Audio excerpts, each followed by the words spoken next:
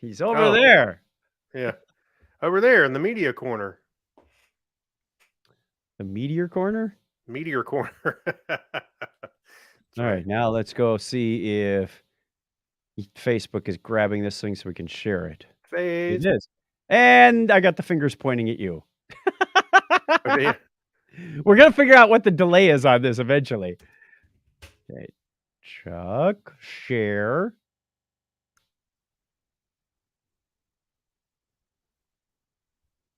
Yeah, I got all these videos that I thought, oh, this will take about an hour. It took over 4 hours to put that together. And then the senior vice president, Hmm. who I will make no comment about his singing abilities or lack thereof, Yeah. uh, he texted me today. He says, "Can I do my slice over?" He's day 10. "Can I do my slice over?" I wasn't smiling. Oh, come on. He got it Yeah. to me. It was like another 20 minutes to just Yeah. slap it in. I know that feeling though. You're like, okay. No, it's the SVP. You got to earn some points up higher up Okay. the higher up the Oh food chain. yeah. Lucky for you, I had it right up here. I said the hard part's already done. You know, the Yeah. hard part was finding snowflakes with an animated GIF that were transparent or transparent enough that I could add some opacity to them. For those that are just joining us, I did a 12 Days of Christmas for our marketing group on Friday, and everybody recorded their clips and sent them to me. And one girl recorded her screen, but she recorded the screen of the song too. So her video is a little postage stamp up in the corner when you watch a Zoom playback. I'm like, ugh. And my favorite was on the 12th day of Christmas. Everybody's counting down, right? Yep. 12, da da da da, 11, Yeah. da Yeah. da Yeah. da. Both 9 and 8 jumped one ahead. So 9 was singing where 10 and 9 were singing at the same time.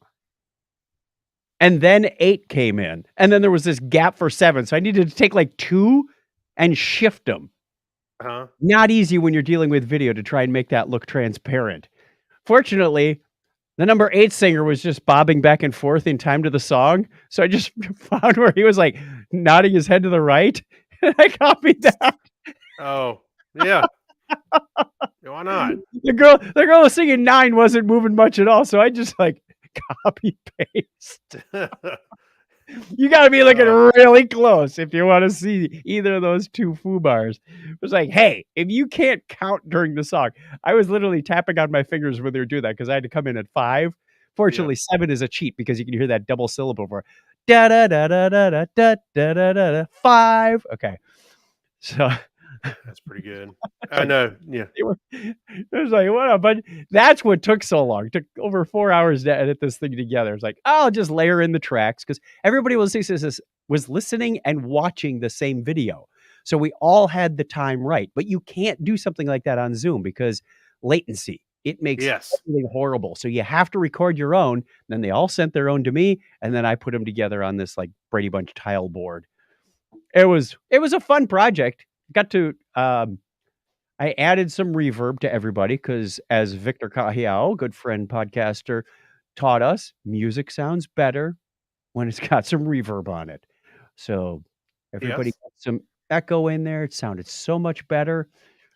Because when you listen to these first few things, and there's only like 3 people, maybe 2 out of those 12 that really have a good singing voice. I'm not one of them. You're not one of them. So, Oh, come on. You've had a lot of practice. a couple of people were quite literally talking through their line. On the first day of Oh, yeah. Christmas, my like, oh yeah, good thing you were saved for day 12. But anyway, all Oh, right. you know what? We did the 12 days of Christmas. We did do the 12 days and a Zune. That's Yeah, all I remember. And we got to go find that. I got it right here. I got it right here. Oh, you're gonna play it for us? Hey, you know when we did A this? little video pre-show prep before we hit the record button. Should I share it? 2007. Can you Share share the audio? Share screen. Okay. Let's see if I can do Share this. screen. Yeah, I Yeah. haven't figured out how to share audio yet through StreamYard. Here you go. Let's see if you can hear this. Oh, we had a video for this. Is this on your channel? Yeah. Can you? Oh, I don't hear anything yet. shoot. I don't Bang. think I can. I don't think I can. We'll put a link. We'll put a link in the chat. How about that? Yeah, I thought there was an option to tell it to share the audio also, but maybe not. I thought so too. That's what's weird. Yeah, speaking of non-singing, that would be me. Um, yeah, let me get the link here. I'll get the link and copy it and put it right in the show notes right now. All right. Put it in the show notes, not in the chat. Otherwise, we'll distract our viewers and they won't listen to us yet. Where should I put it? Oh, you know what? I'm gonna put it in the In the remember Geek when. Library. Or remember when. There's a good place. That's right. I want to All go right. back and listen to that. Okay. You good? You can unshare your screen now. Oh, I can turn that Or I off. can I just thought I remove did. it. There. I'll remove it. Okay, thanks. In case you have to share later. Maybe I should do that in case I have to share later. We'll figure it out. What do you say we get going with this turkey cart? Turkey cart. All right. I am putting the link in. I'm done. All right. I'm picking out a thermos for you. Thermos. From the movie The Jerk. Come on. All right. Let's put the banner away and hit. Oh, I almost hit end broadcast. No, don't do that. No, I need to hit record on the mixer. There we go. In 3, 2, what is it? One-way ticket to Laugh-A-Lot Land. That's our title? Okay. Yeah. We got to get that AI working on better.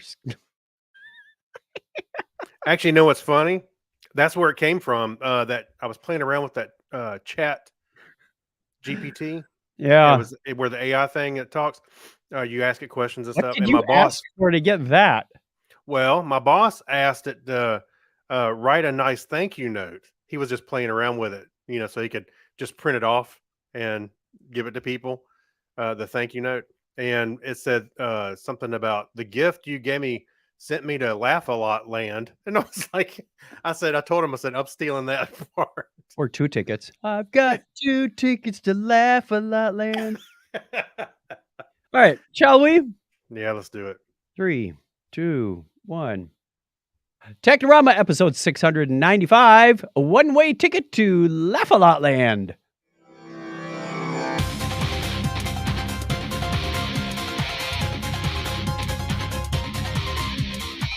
Hello and welcome to Technorama. This is the show that takes a lighthearted look at tech, science, sci-fi, and all things geek. If you are joining us for the first time, welcome and thank you. And if you are returning, welcome back and double thank you.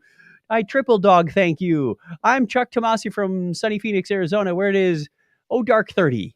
And right over there is Craig Stepp. How are you, Craig? I'm doing good. I've got the Christmas spirit. Really? Yeah, actually. Is it like in the quart size bottle or the gallon? Yeah, I went for the quart. Yes, right.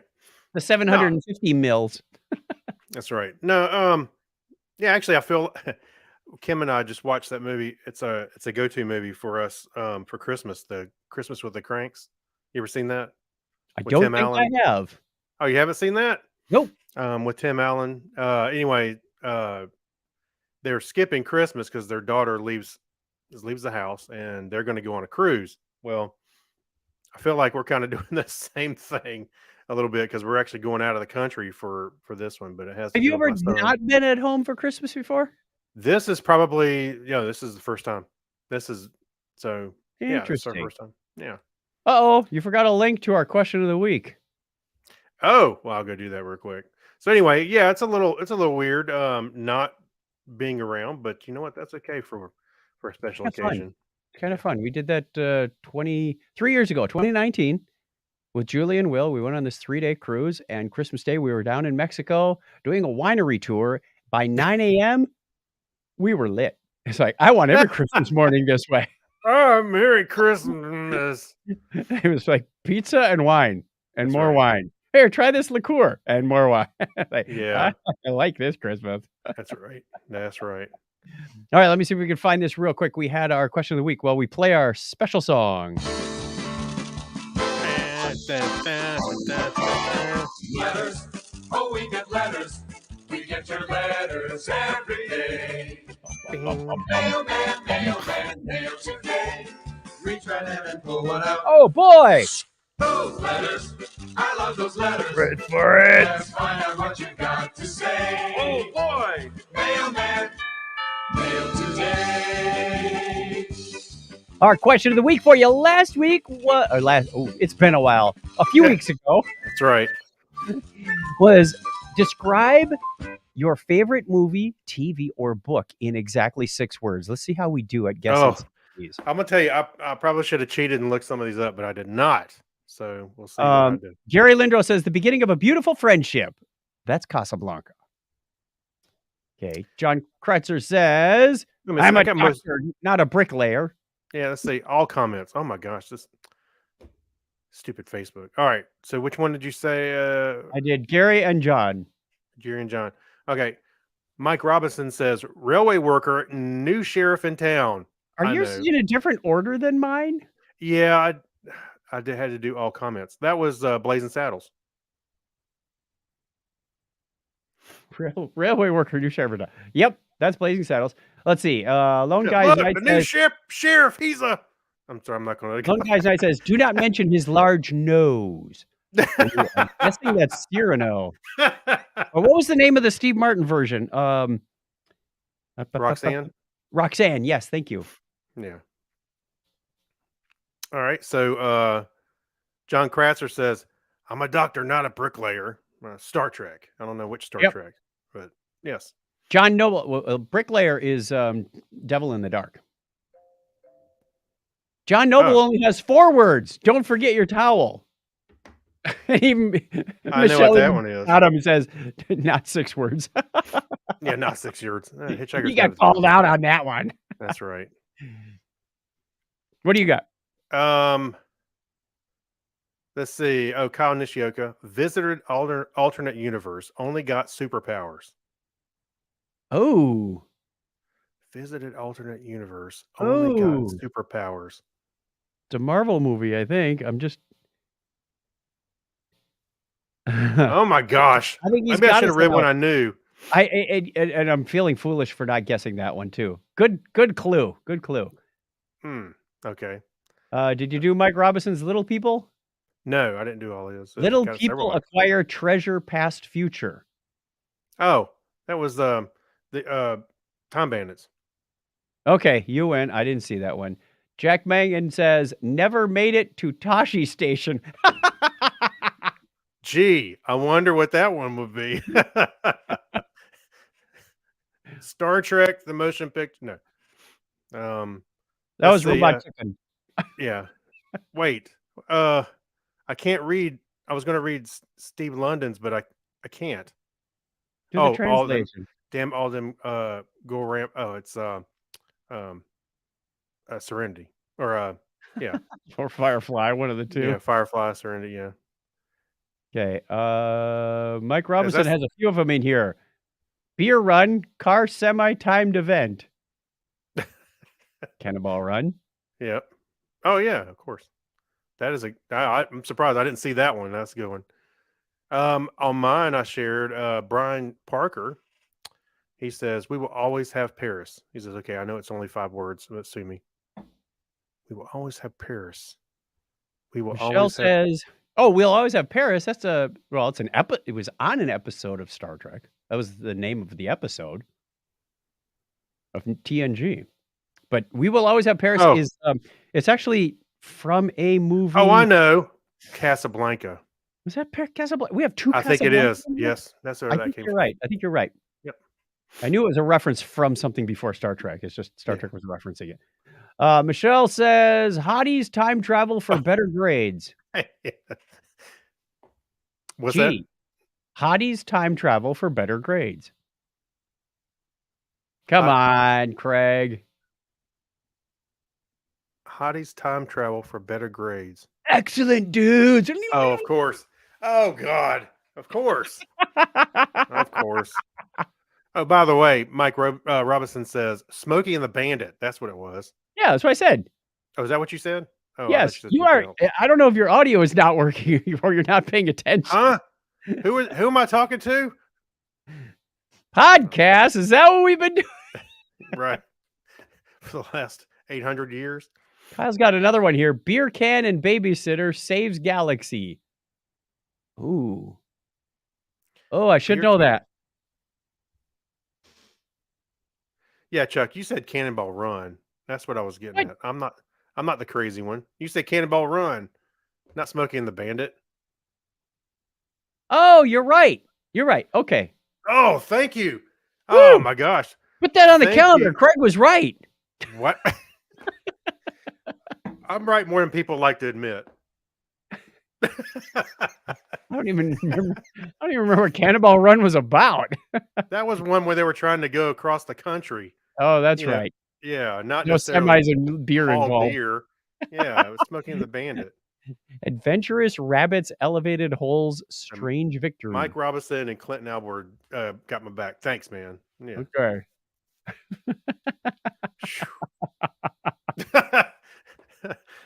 They're close. That's right. They're All both right. based on the same premise about the same time. Beer can and babysitter. Save Galaxy. Beer can. That's what's throwing me off. I have no idea on that one. Oh my gosh. Well, Kyle's this gonna be was like, fun. Kyle's gonna be like, you couple of idiots. Wouldn't be Well, the first he's been time saying that for 18 years. What I was your like, point it wouldn't be the being? first time. Yeah. Oh my gosh, that was pretty good. Okay, You that had one was on your fun. you had one on yours. Did you get that one? Did I get that one? No. All right, let me look real quick. Yeah. All right, 2 shares, 1 comment. Brian Parker says we will always have Paris. Okay, it's only 5 words. No. Super. On yours, he said April Stewart says Crawdad singing Oh. murder mystery plot twist. Oh, that's what she said. Okay, I looked at yours. Crawdad singing murder mystery plot twist. Is that where that one that just came out where the crawdads sing, the book that was turned into a movie? Or where the crawdads swim, play? I don't know. I saw it come That's up where on they the sing. That's where the crawdads Yeah. sing. I mean, I'm familiar with the Yeah. book, but I don't know. Okay, maybe we're not so great at this. Hmm. How about let me see if I can put this into 6 words.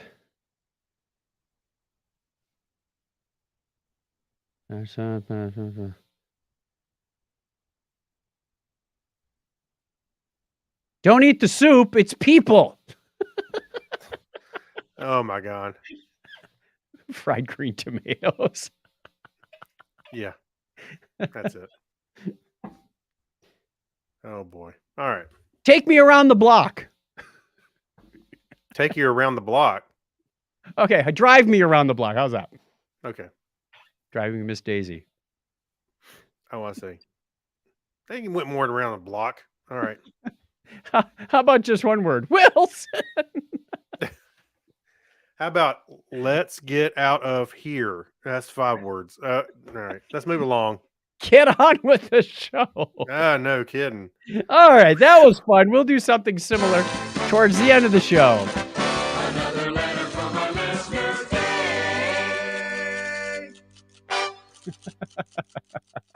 Hey, at least now we have a live chat so people can fix our show on the fly. Used to be you'd have to call in. Oh, that's Yeah. right. Yeah, well, November you was can. National Call-In Month. Yeah, so we closed the voicemail line until next November. No, actually we didn't. So if you want to call us, you can hit us up at 707-530-CHAT. That's 2428. Where's the banner? Oh, I'll get it. There it is. There. Okay. Maybe we should just leave that up there for the viewers at home. Yeah. All right. And Monday is the 14th. Yeah. Oh, you know what? Job I was here. hoping people could see it, but I got the leg lamp on, but it's a little too bright. You can't really see it. Can't see the leg. There. Yeah, it's like a tiny right there. He's got a leg up on the rest of us. That's right. All right. get Let's go faster. on to history then. All right. On this day in history for December 14th, 2022. This is 348th day of the year in the Gregorian calendar. There are only 17 days remaining in 2022. I always sound shocked when it gets into December. Yeah.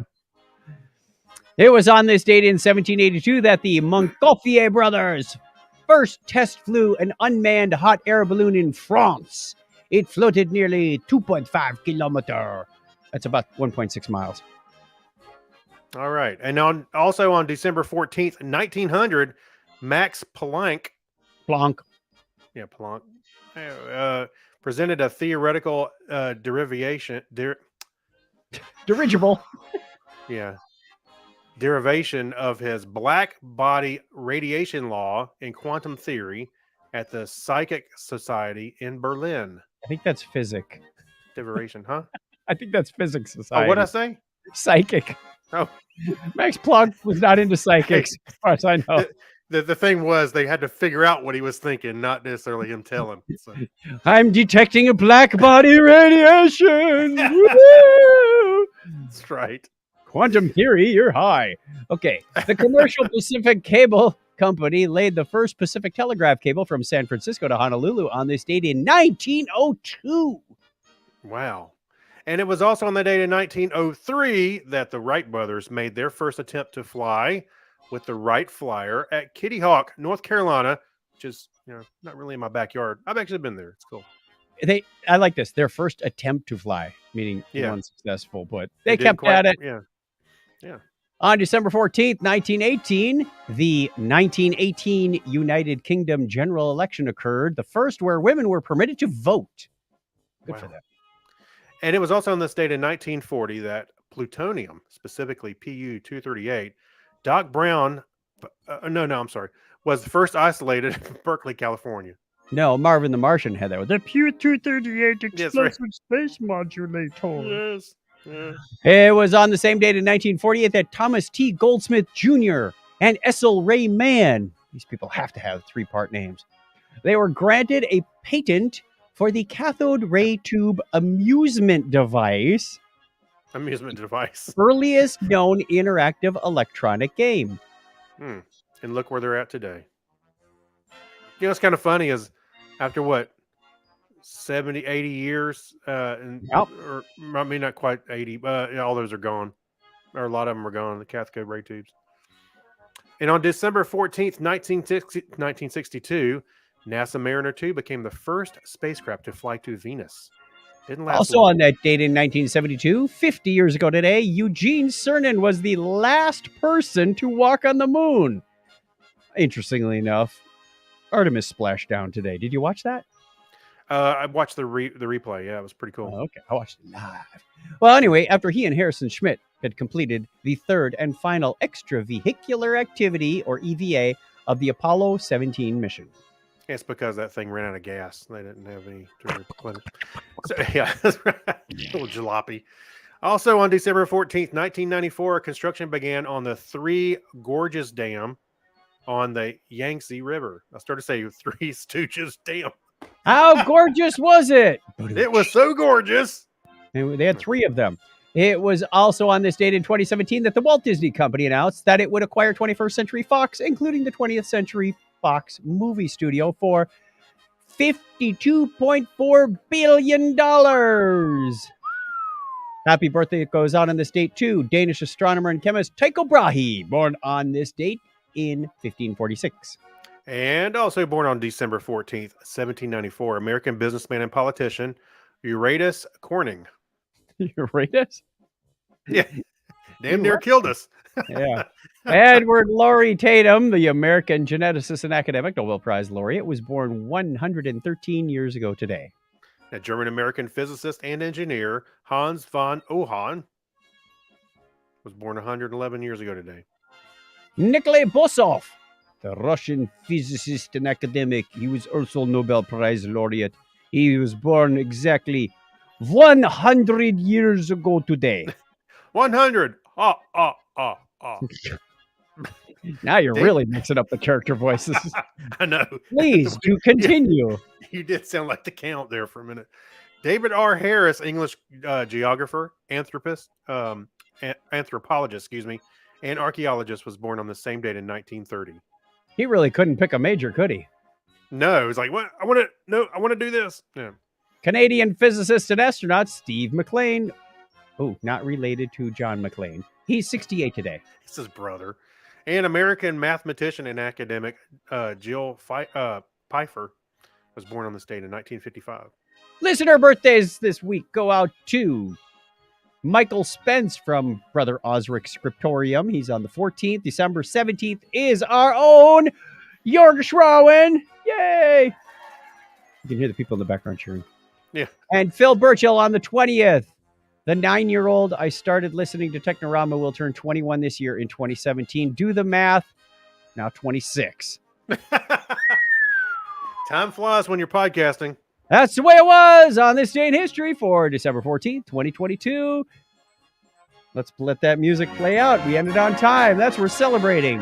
Yay.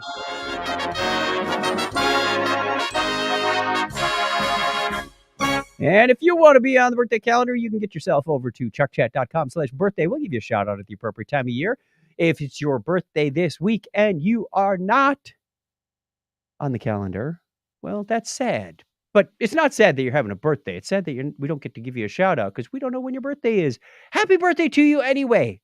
We do truly love you and appreciate you for listening. Thank you. Absolutely. Thank you.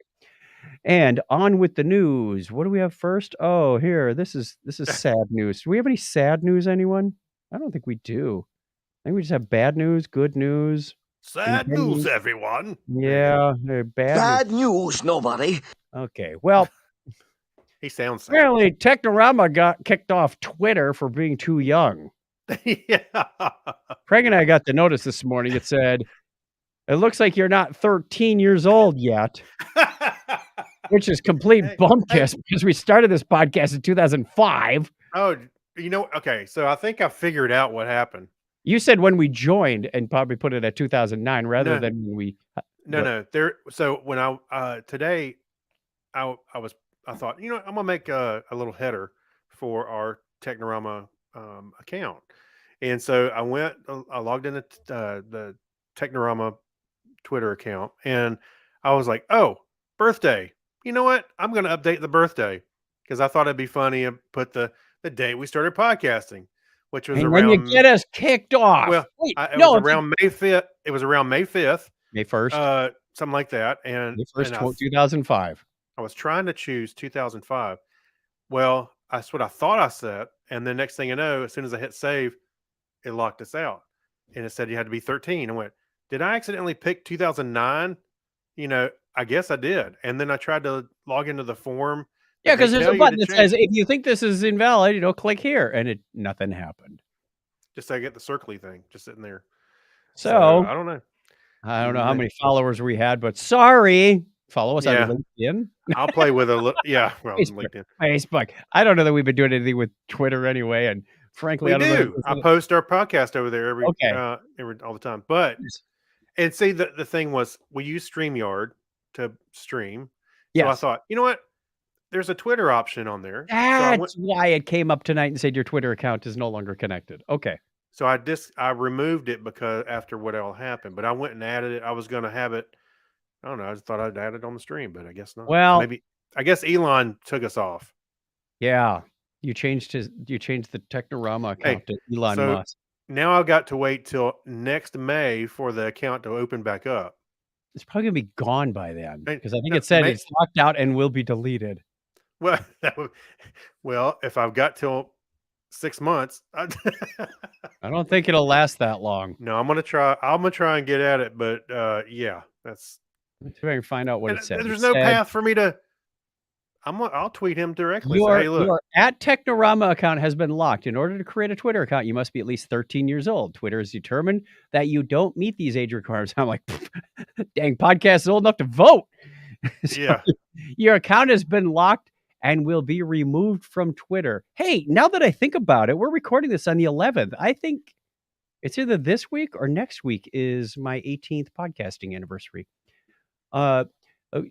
If you don't meet these age requirements, so your account has been locked and will be removed from Twitter. If you don't think your account was locked, if you think your account was locked in error, you can let us know. I'm trying. Well, that's what it said. Click on this form, and I did, and you just get the little. I don't have a lot of. The guy who used to answer these mails is gone now, Craig. Thanks, Elon. I know. So we'll see. I may send a tweet out as myself and try and get some action, but that was our fun news for the day. What was the other news story I sent to you that I said we should do this on the show? I didn't see it in the show notes, though. Did I not put it in? I don't think so. You know what? I'm gonna fix it right now. Hang on. Go ahead.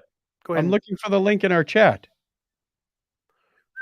Woo! Let's do the show Okay. live and actually make it live. Yeah, Where'd it go? Oh, did I send I might have sent that in I got it right Facebook here. Messenger. Okay.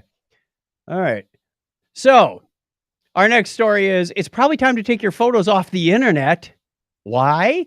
Because AI fakes are getting so good that they will take any random set of pictures, and it doesn't take much to train these things, and run them through an AI and put you in some possibly compromising or illegal situations.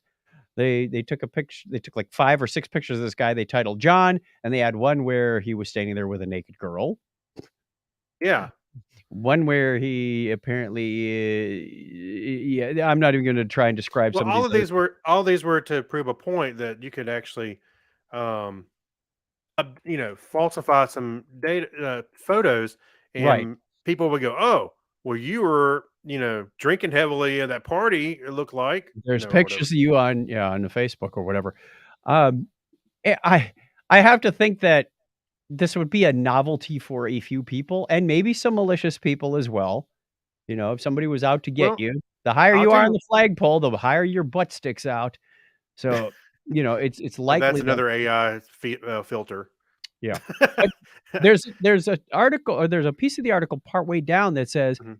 there are ways to defeat this. You can run it through some kind of filter that doesn't leave visual evidence that the photo's been tamper proofed, but that's effectively what it does. So that if an AI tries to get a hold of it and put Mhm. you into these situations, it's like the background turns to snow and the faces Yeah, are a but little distorted. It's okay, very so obvious that it didn't work. but the thing is, if you're applying, I'm not saying a lot of people do this now, but remember early on, people go, "Oh, there's some incriminating Facebook pictures you got on there," and people were applying for jobs and they were being judged by some of their social media presence. Well, all of a sudden, what if your picture starts showing up because they Yep. made an account with your name that's From a not the right disgruntled username? girlfriend or coworker or Yeah. whatever. Yeah. Well, you know what? The first thing that came immediately to my mind was, what about this romance scams? Hey, I'm so and so, and this is my picture. Oh, here's me at the beach. Oh, here's me at you know a family party. To make more convincing pictures for somebody to go start getting romantically involved in a scam. It can Yeah. happen. You know, Yep. Yep. It can. so I yeah, don't think necessarily yeah. If you're thinking about taking your pictures off the internet, good luck. yeah. I'm not really worried about it myself, but No, I think there's safety in numbers. I'm just gonna hide among all the millions of other photos in there. again, the scam thing is what concerns me. 'Cause right now, they will go steal a cache of pictures of somebody and show them to somebody else, and there's a narrative that goes along with that, and people get involved in these scams, and now they can just make up some pictures, which is If s not great. again, if somebody's asking you for money on the internet, Look, there's a I, red flag right there. it's not. Oh, Yes, wait, you're somebody right. else. Well, yeah. Well, wait a minute. That were we getting to the Patreon part now? No. So, but well, the thing about those romance scams, sometimes you cannot talk sense into those people that are falling for it. There is no way. I'm telling you. I know you've been involved with one. You shared that story. Yeah. Well, move along. I don't want to talk about it, but Okay. yes, you're right.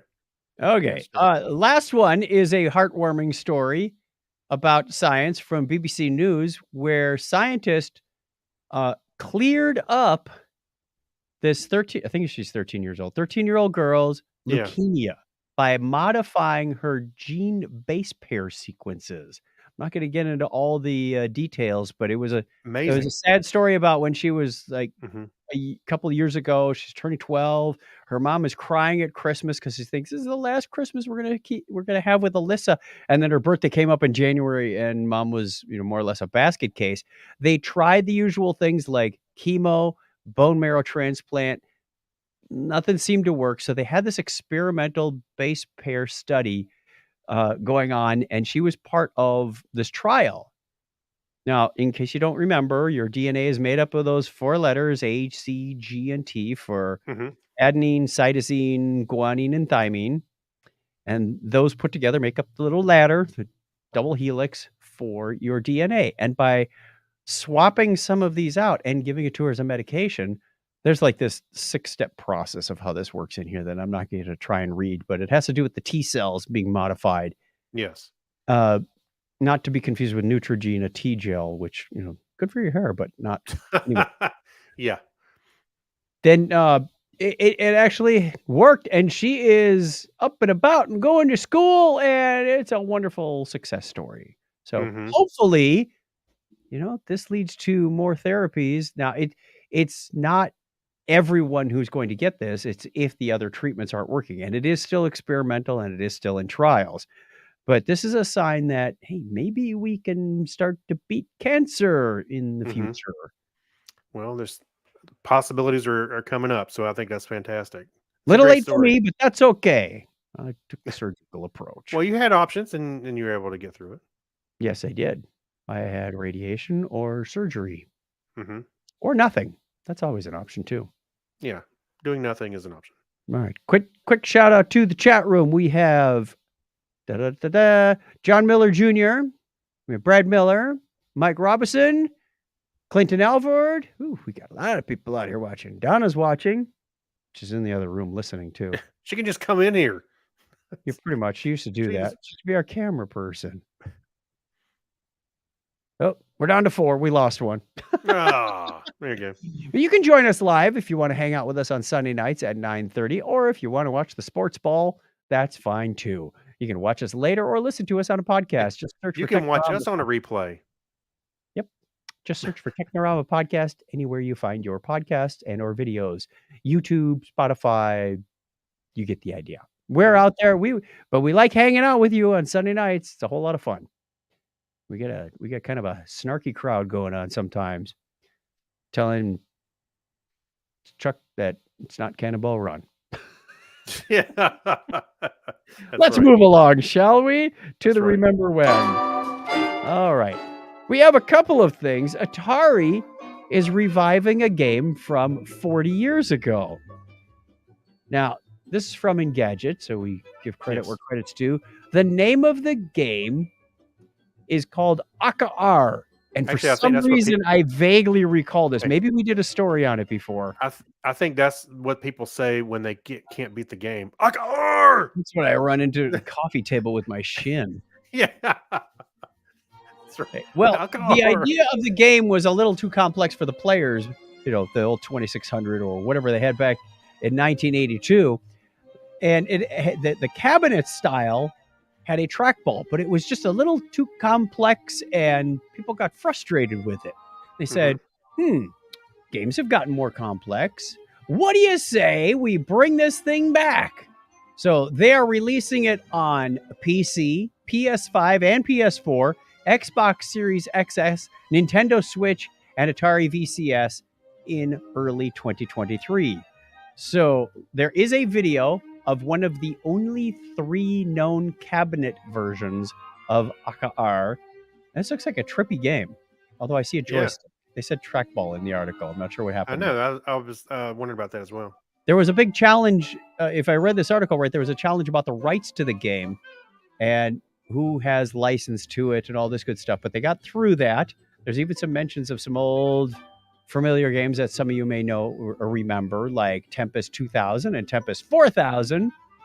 So fun article, fun read, and a little video to show you what's going on. They did give it this kind of psychedelic, flashy, trippy motif, but you can turn that off if you are sensitive to those types of effects. So I might go seek it out. Actually, they said they released it as part of the 50th anniversary deal that they had just a few days ago, or a couple weeks ago, where they released a bunch of games and as a package, and they said it was in it. So I think I said that they were re-releasing it. That is incorrect. It was never officially released. So this is new. That's right. Yeah, that's right. Brad says re-release that stinker of a game. Yeah. No, it's not E.T. or E.T. Journey. Journey. No. Run from the screaming fans. Hey, the Journey. Fall in a hole and make friends with E.T. Yeah. The Journey cabinet video game, it actually had a tape deck in it to play the songs. A tape deck in what? In the cabinet. in the video There was a cabinet. cabinet version? I thought there was only an Atari 2600 version of that thing. No. Oh, dear Actually, lord. Okay. yeah, I I didn't know mean, about the cabinet arcade versions. game was pretty cool. I mean, it had like their faces on the little avatars, News to me. but it had a cassette tape actually in it to play the songs. You know, What you happened just when to go up and what play the happened? game, you think it, you think they're all digitized or something. But what's that? And there was a pencil hanging on a string next to the cabinet so you could rewind the cassette. That's right. That's right. Every 8th player had to rewind the cassette Oh, with the pencil. by the way, I found out something interesting. Yeah, Fred was saying ET is the I know, I was making a joke about ET. Yeah, you I never knew get out. ET That's fell right. out of a hole he never got out. Yeah. It's like, here comes Steve Perry, and he Well, falls down ET's. right. ET did kind of make a comeback. Remember they found it again in the Yes, they went in the and dug landfill. him up. They made Yeah, more money off the dug up that's right. mythical cartridges. So I did find out something interesting this last week.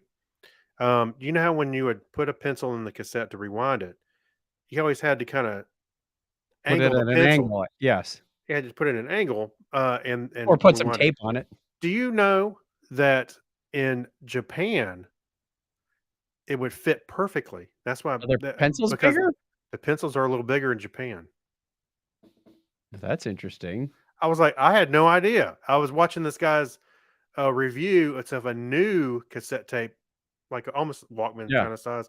And I was watching it, and he said, by the way, and he was talking about the pencils. He said in Japan, it actually fits straight in there, so it's perfect. The other But ones that were real nice were something like the fine point Sharpies, not the fatter ones that, mhm. about a centimeter across, but the thinner ones that had sort of a tapered handle. You could take the gray end of it, and it would fit in, and then it would sit down maybe an inch or so on the cassette deck, so you get a nice snug fit, and then you could twirl it with Yeah. that. So Sometimes I it would use a pen. They had a hook. It would grab one of the teeth. You could spin it pretty easy. Clinton said, "I've been transferring old cassettes, and I use the eraser." There you go. Oh, Okie doke. Let's move on to our next story. We have some interesting. I don't know where you got this. Oh, it came from SF Gate. So a San mhm. Francisco. What did this guy do in real life that he just decided to start doing this research? He said he was just walking down the road and he happened to notice that there were names on the little water There's sewer drain vent plates. covers. So Yeah, the there's the sewer sewer drain covers. system we don't like to think about the sewer system too much, but a lot of homes have that I've been around have stacks, right? You to let the sewer gas out your roof.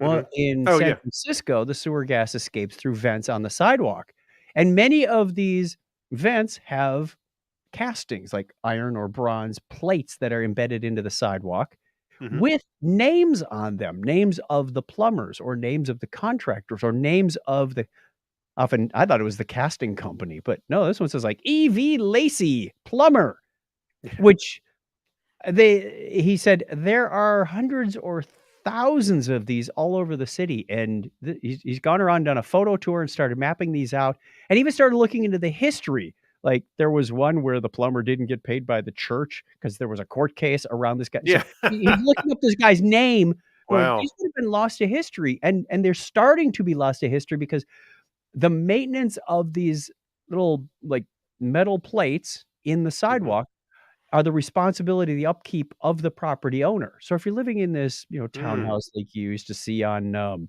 Full House, that's Yep. that's kinda what I'm imagining here. Yeah. Those, vertical townhouse things. If they do sidewalk repair or something that damages this, it's up to the property owner to replace it, and over time, some of these have been replaced, so they're lost to history, but there's still a lot of them out there. I think you said they were ranging anywhere from 1890 were the most popular ones to 1910, and you could work your way from the center of the city outwards. As the city grew, you had to build new houses. You put in Yep. new casting, and these were like calling cards. These were the business cards. So as people walking down the street, I'm sure somebody's going, "My dear, look at that vent. That's lovely. Wouldn't we like to have that one It's on our house? beautiful. Yeah. Why don't we call E.V. Lacey Plumber?" Yeah. Yes. But there's different styles. Most of them are square. Some are round in a square frame. Like Yeah, A.G. Holdenson and Company, 816 Florida Street. that's right. Some of them have phone number. They look like they have phone numbers on it. They look like, Yeah. yeah, I don't think those are phone numbers, but they are addresses. There was one that was on, like, the wrong street.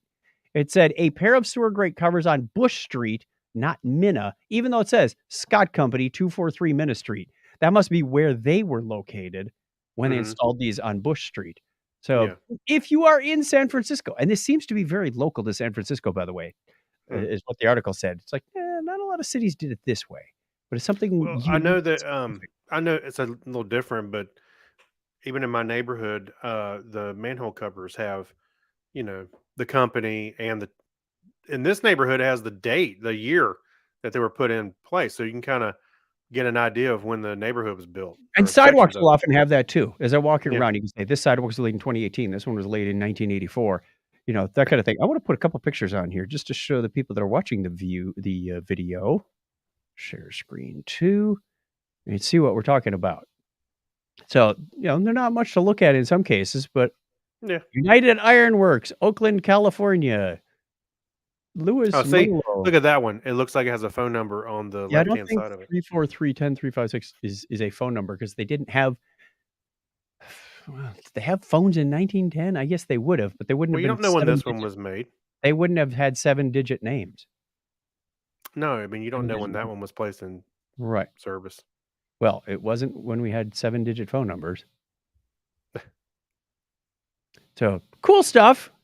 Next time you're out there, look around, look down, look up. There's things to see. All right, let's remove that. Get Say, back hey, don't to be the so show. quick to dismiss me. I've already been right tonight once. Once. That was it. Right. That was it. 2022 is over. There you go. Wouldn't it be hazardous? I know. I would, or at the very least, disgusting, right? Walking around. Well, I mean, do you smell it when you're on your roof? It's not like it's constantly It's vaping way out. up. Well, it's one thing that's 20 feet or 25 feet, 30 feet above your head rather than coming up from your feet. Well, that just could be your feet that stink. All right, we did find Flammable and gross, by the way. found another article of Mhm. the police found the identity of a child found dead inside a box Hmm. 65 years ago. Wow. Talk about your holy cold case missing persons files, right? Yeah. Well, this child was like 4 or 5 years old when he went missing back in 1957, and no one said, "Hey, has anyone seen my kid?" Well, apparently not.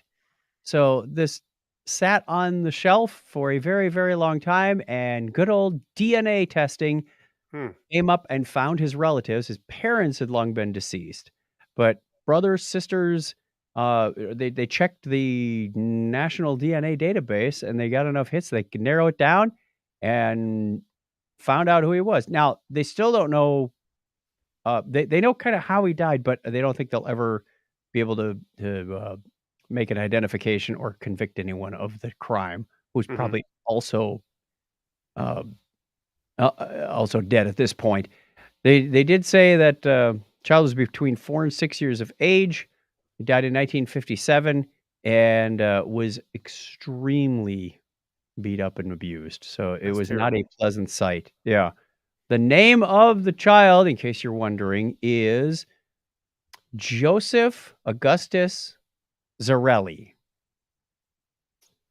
So he is now, I don't know if they're going to like, they had a tombstone that just said like Philadelphia's child. Maybe Joe knows where this is, but I hope that the city does a proper headstone for him and maybe buries him Right. with other family members. Who knows? So that's cool. Science. Science. I can when we started doing DNA testing on a lot of the old stuff like this, all this old evidence, Yeah. I always thought I tried to wrap my head around how you would go through and start looking at through all this old evidence. One, there's so much of it. Two, it's all different forms, and why would somebody keep how would they keep DNA samples from that long ago? It just I don't know, it just kind of amazes me that they would have that kind of stuff. Clinton confirms that 7-digit phone numbers were introduced in 1947. Yes. See? Told Well, you. what? No, you said that might be a phone number on there. I said, no, it's not. It's too early. No, I was saying that particular event. Yeah. How do you know when it was put into service? Because the article said this is the period of when they were put into service. Okay. All right. Go back and read the whole thing. I did. I did.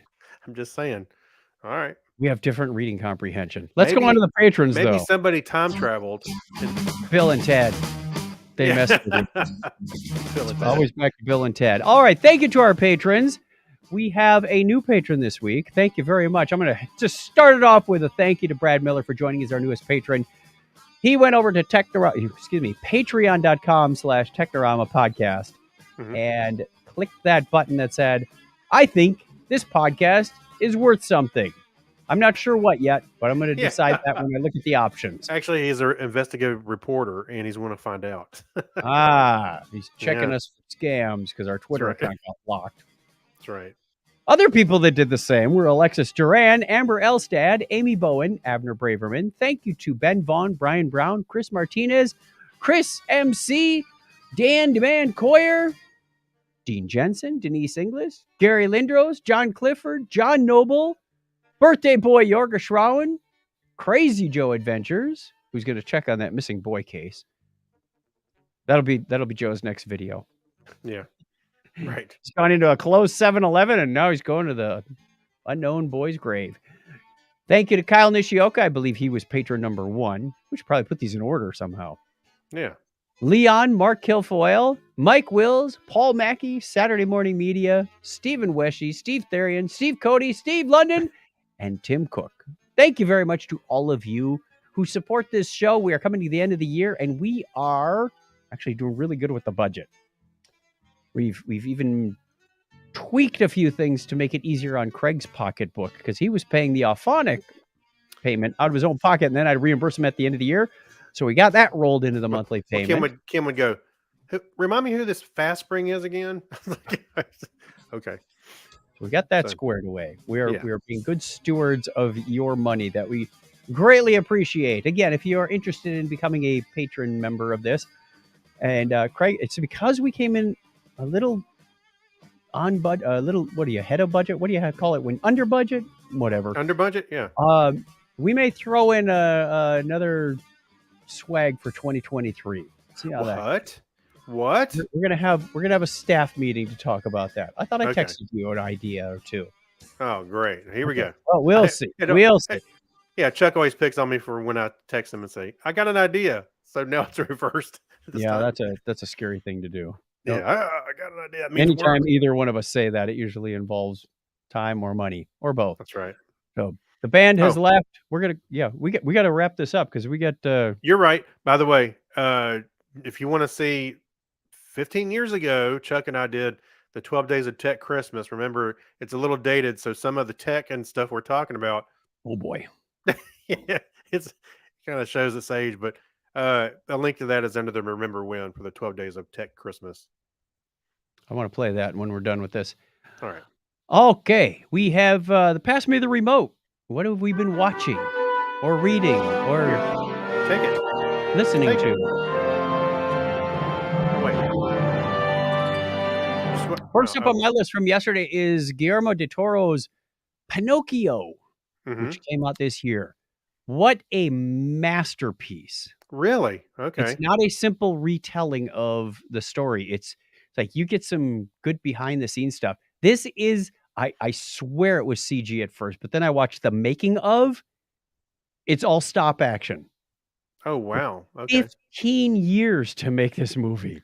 And 15? They got big names on this. But I think my favorite is Kate Blanchett, who plays, it basically plays this beat up old baboon. It's not, some of the characters have changed. There's still Geppetto, there's still Pinocchio, but it's not Stromboli. It's Conte Volpe. Let's see. I'm going to go to IMDb real quick because I want to get the names right of some of these people. Let's see. Pinocchio.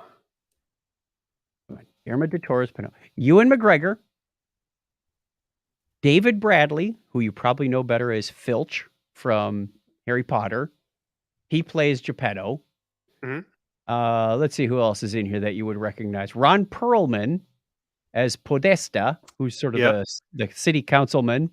These are a lot of common people that Guillermo works with. Yeah. Spazzatura, that's Kate Blanchett's character name. She, Tilda Swinton plays 2 characters. So just amazing talent in this. Really, really well done. The lighting, the stop motion, the characters, they come alive. And because it's Guillermo del Toro, there's that certain feel Hmm. to the movie. I mean, he really went to the nth detail. Like Geppetto's fingernails should be dirty. And it's like when you Oh build yeah. the puppets are new. It's kind of like, Hmm. when Star Wars came, I was like, wow, look how beat up all the ships are. I That's know. what Yeah. you get the feel out of this. You go into the Looks church and there's used. like Yeah. there's dirt on the walls from the church because it's old. It's just like Yeah. beautiful, beautifully done. Well, it's like So Pixar. Everything looks brand new for the most part. yeah, and that's why I thought it might be CG, but Hmm. no. So I think this is gonna be a classic that you can go back. A very, very heartwarming story that goes above and beyond what you get out of the classic Pinocchio. There's still a lot of the elements, uh, like getting swallowed by the whale, only it's not quite a whale. It's more like a Guillermo del Toro sea monster, which Oh, is even more a kraken. beautiful. A kraken. Not quite, but yeah, I'm not gonna ruin it for you. Just trust me. Go watch this. Yeah. Great movie. What do you got? All right. So it's not quite done yet because I think we caught up with it, but we Kim and I were my wife and I were watching the Santa Clauses, which is a follow up to all the Tim Allen Santa Claus movies. Um, it's on Disney Plus, and it's a series. So they're what 30 minutes or so, 40-minute episodes, and it's a little silly. It's all right. It's more for a family, with small kids kind of thing. But it was fun. Like I said, Oh, it had a few good you laughs. you said it was on Disney Plus. I thought you were giving these ratings as like got a D plus. D plus, no, I should put Disney Plus. How about that? Yeah, that might work Um, better. yeah, and it's okay. Don't go in there expecting an epic. I really enjoyed the first Santa Claus. When that first came out, but it kind of got a little goofy as it went on, and it's kind of continued that with the elves and all that stuff, and the Christmas they take it to the nth degree. So, but it's not bad. It's just different. All right, my next one is In the Dark, and I mentioned this a few weeks ago. Donna and I Yeah. just started watching it, like episodes 1, 2, 3 in season 1. We are almost done with season 4. It has turned out to be an interesting story about this blind woman whose life is a mess, and uh, she starts getting into situations, and then her friends help her out, but she just destroys the lives of everybody around her. Almost, I think I mentioned this before. It's almost on line with Ozark or Breaking Bad. We're just they're trying to make the best of a bad situation and get out of a bad situation, but Mhm. it just keeps getting worse at every turn. There were a few things that just kind of started driving me nuts towards the end of season 3 and reappear in season 4. Like, okay, here we go again. Felix is going to say something or do something that ruins the whole plan. And yep, there it is. So I'm finding some of it a little tiresome. We are going to force our way through season 4. And I'll let you know how it comes out on the other side. But yeah, overall, I like the story. I just thought it was a little tiresome in some spots that Right. the writers are going, oh man, they're going back to a formula here. It's like, can we Right. please? And I understand that the characters are who the characters are, and they're going to do the same behaviors, but nobody ever seems to learn from their mistakes. Right. It always Like, happens, right? like the seventh time you've messed this up, shame on you. That's right. All right, what else you got?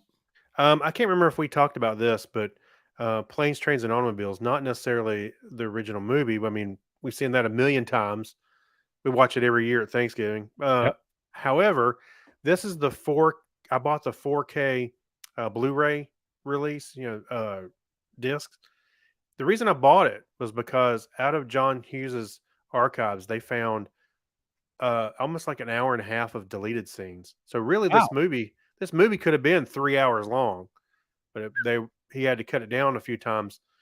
I'm not saying that was the original runtime, but he had to cut it down for time anyway. But there's a lot of deleted scenes, and a lot of those are fun to watch because they're just variations on the same thing that you saw in the movie. But hey, John Candy and Steve Martin, it's hard to not want to watch that. You know what I mean? Yeah. So yeah, that was a lot of fun. It was worth it. And so I'll burn through these two real quick. I finished the Get Back, which is the Beatles doc. Didn't that come out For like a year ago? I remember it came it out. was like November of 2021, I think. Yeah, it came out. Really, yeah, it was last year, I think. Okay. I'm trying to remember myself. 2021. I started it, but then I came back to it. But it's a very long, and it has like 3 episodes, but they're like 2.5 hours each. Mhm. So anyway, I started watching it again, and it's when they're making the Let It Be album, and they're building Right. up to the concert to go along with it. And so I posted this on Facebook, but what was really cool was I'm watching it, and it was in January of 1969, and they're going through each day. Mhm. And when they showed January 25th, and they went from the calendar image back to the video, and I'm watching. I went, "Hey, wait, this is my birthday. This is when I was born." So I'm watching what the Beatles were doing on my birthday. It was kind of neat, but it was They well say worth it's it. your birthday. Dee-dee-dee-dee-dee-dee. Unfortunately, that song wasn't on the album, on Mm. that album, but watching the concert, I've never really watched the concert before, which I'm surprised I haven't. But it's really cool seeing all the people that came out on the other roofs to watch it, and the people on the street. Some of them were like, "Who is that? Where's that music coming from?" And they had not reporters. I guess it was reporters or people out there interviewing the people, the standbyers. Mhm. Yeah, that sounds like the Beatles. Yeah, it's the Beatles. They're up on the roof. Why would they do that? Why would they play up there? Yeah, it was some interesting. It's interesting to see the people's feedback. So there's that. And then I just started watching Ted Lasso, which is on Apple TV. Ted Lasso. I've known about it. I've seen clips from it, and recently at work, the VP that's over our group, he had a beard and a mustache. He actually shaved his beard and had the visor hat on and looked like was what I told him he was cosplaying as Ted Lasso, which that's what he was doing to get a point across. But I really like it. I like Ted's optimism on just about everything, and it's really good show. You would probably like it, Chuck. So If I had Disney Plus. oh, well, I actually, you know what? I no, it's on Apple TV Plus. I Apple, did that's si- what it was, Apple TV. I did sign up for it just I could watch that and a few other things. So I'll keep it for a little while. I don't know if I'll keep it permanently, but that as one of my services, but I'll keep it for a little bit. 'Cause I got Alright. too many services to be honest with you. I don't know how many you have. Hulu, Netflix, Hmm. Paramount Plus. Paramount Plus. Amazon comes with Amazon Prime, so I'm not counting that. Yeah, that's kind of a default. Yeah. That might be it. What else we got? We don't have Peacock. Don't have Disney. Yeah, I do. I Don't have have all those, and I got Peacock and Disney as well. So really, I got a lot, and then Apple TV. But Apple TV was only like $5. Actually, I was surprised I couldn't get it on one of my Apple devices from work. But they at one point they were giving out a year's worth of Apple TV Plus when you buy an Apple device. I was like, oh, okay, Right. maybe I can register. They quit doing that. Well, they had it when we got our Apple 4th gen, what was it, the beginning of 2021? But there Mhm. was nothing on. It's like there was nothing worth watching at that time. Yeah, now they got a good bit of stuff, and they don't have the breadth of stuff like Netflix and everything. Yeah. But which is good. I think focusing on quality it makes a big difference rather than throwing everything at the wall. Alrighty. That takes us Alright. through the media corner and into the Geek Library, which we have one story for you. And it has to do with What's been done in space. the news? Yeah, it does.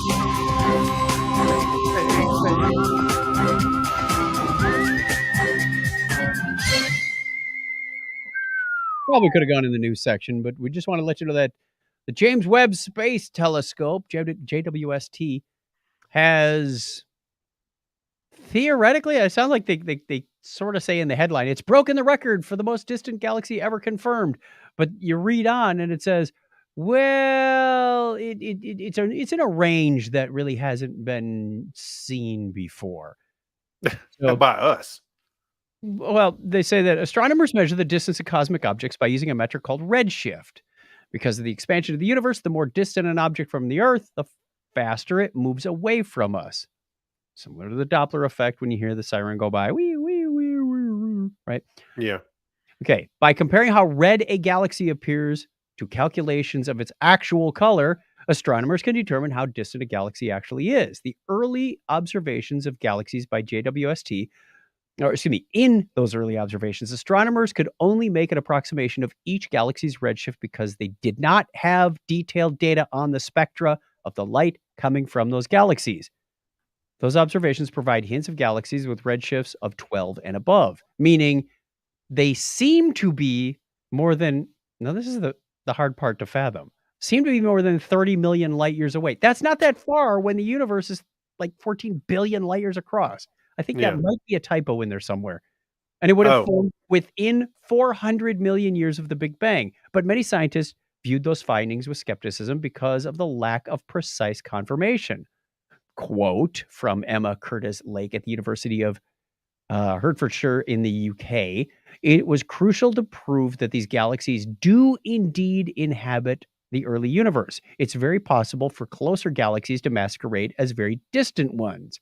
Mm-hmm. So, as part of the JWST Advanced Deep Extragalactic Survey, which all good NASA acronyms have to spell something, that one is JADES. I think they always reverse engineer these somehow. So now we have an initialization that makes an acronym. Cool.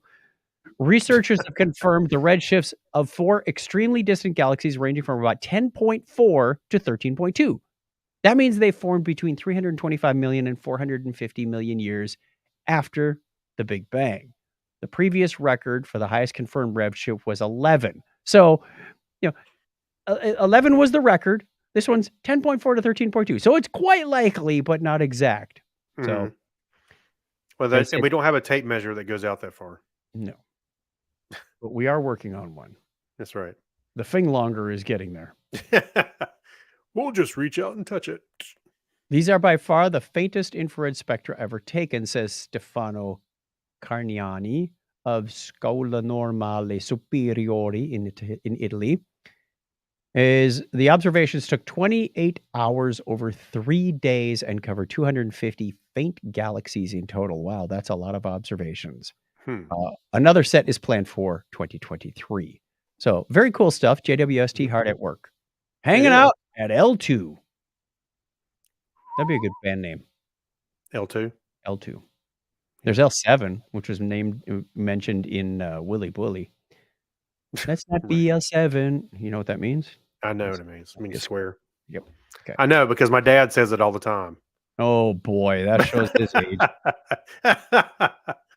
Yeah, don't be L7, Greg. I'm like, So that's it for the Geek Library. Our question of the week, a little more challenging this time. What is the smallest hill you are willing to die on? Pluto is a planet. I declare it. Good luck with that one. What's the smallest hill you would die on, Chuck? I don't have anything right now. I tend not to be that opinionated about stuff, which we should probably be looking for what's the biggest hill I'll die on. Actually, I found that as I'm getting older, a lot of things don't matter. Like, right. You still got to stand up for your core principles, your values. Oh, yeah. No. I'm talking about like crap, just things. It's like, just whatever. Yeah. It's called being married for a long time. You learn to let it go. That'll beat you down. I didn't say it. God is probably still watching in the other room. Don't get me in trouble. His spirit is finally broken. I learned what's valuable. Go watch the mayonnaise. I like mayonnaise. What? Mayonnaise is the worst invention. That's the smallest hill he's willing to die on. Okay. Yeah. All right. John Miller Jr. All right, let's play that music and make like a tree and get out of here. All right, let's do it.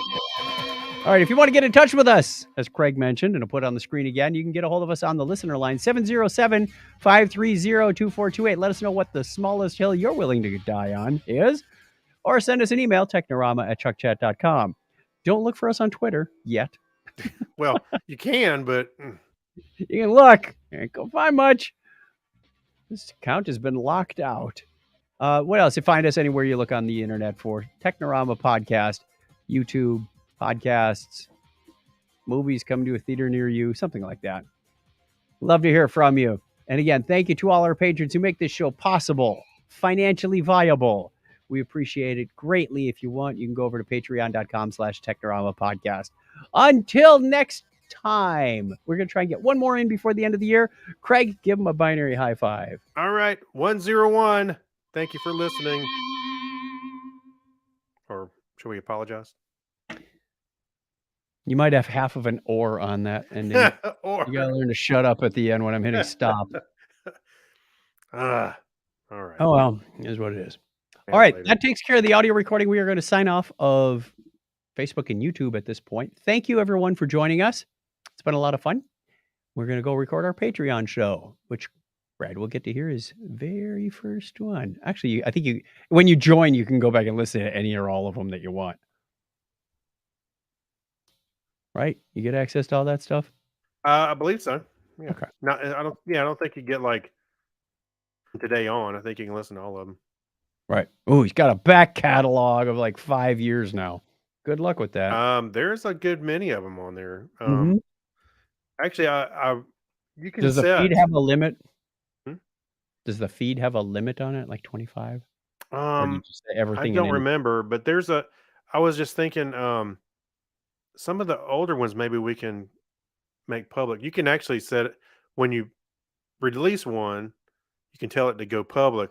Maybe that's at what a we should do later for our date. weeks off. Go get those audio files and say, hey, everybody, this is just a sample of what you get if you're on a Patreon. But since we're off this week, we're going to release this to the public. This is a Yeah. classic show from 2017.